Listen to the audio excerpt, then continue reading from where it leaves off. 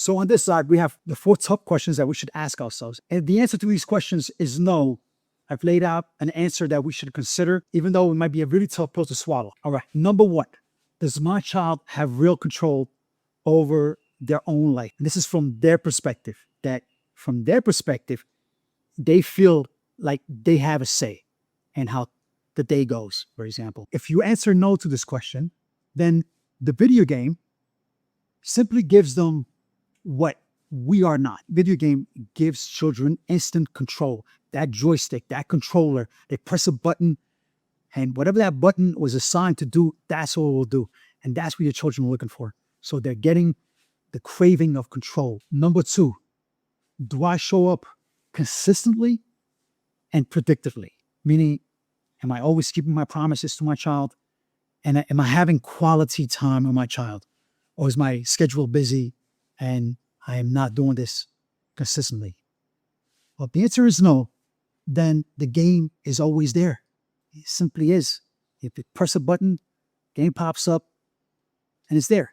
So they have a predictable exchange. And from their perspective, they find value in that exchange with their video game. Number 3, does my child experience real accomplishment? Again, this is from their perspective. From their perspective, are the current challenges that they're faced with presenting them an opportunity to feel better about themselves, to say, hey, I did that. I accomplished that. And this is not about them passing a test. You might have a straight A student, but in their mind, they're doing that to please you, or they're doing that to please the teacher, or to show off in front of their peers. We have to consider that possibility, that for them, it's not a real accomplishment. So if the answer is no here, the games offers your children wins. Winning a game, beating a boss, for whatever reason, the real world is not providing them with that. And most likely, they see the real world as a source of criticism, not positivity. Number 4, is there a real world option that is more appealing than their video games? So in order to fully answer this question, we have to, 1, make sure we understand why they find the video game appealing. And then also make sure that we fully understand what activities in their lives are delivering to our children. Make sure we understand that those activities that they're currently engaged in, school, after school, piano classes, etc., whether they're fully invested in it, intellectually, emotionally, maybe they enjoyed those activities at one point, but now then they're no longer enjoying them. So we need to update and make sure that we understand that from their perspective, they still find that appealing and they still are fully invested in those activities.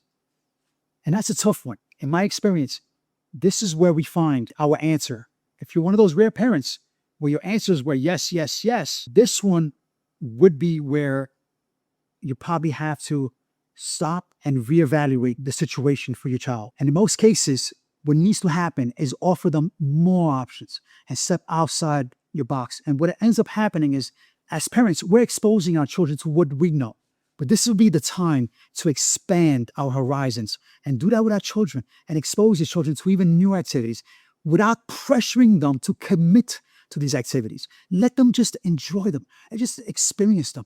The earlier we do this with our children, the better, because they'll have a much bigger pool of activities that they choose and select. And again, this gives them more control. And when our children are active in selecting these activities and we expand them, we can raise their feeling of accomplishment. All right, now, if our answer is no in this, the way your situation is right now, and this is where, again, you need to talk to your child and make sure that you understand from their perspective what they find as appealing. And this is where you have to work on a separate skill, which is to seek to understand them from their perspective. So if the answer is no, then your child is not choosing the game over their life. They are choosing the game because life as it's currently constructed is just not working for them. So what this exercise should tell us is to self-reflect, take some time to re-examine and take some action. And you could do this with your child. Your child will be receptive. Even if you show them this little presentation, maybe watch it together with them and ask them, hey, I just saw this presentation. What do you think about this? Get their opinion, get their feedback. This would be a great opening to get to know your child. And by addressing the cause and not simply addressing the symptom of their so-called addiction to video games or iPhones or screens, we're going to something deeper, something more beautiful. Get to know your child. And this is a pathway to healing on a bigger level.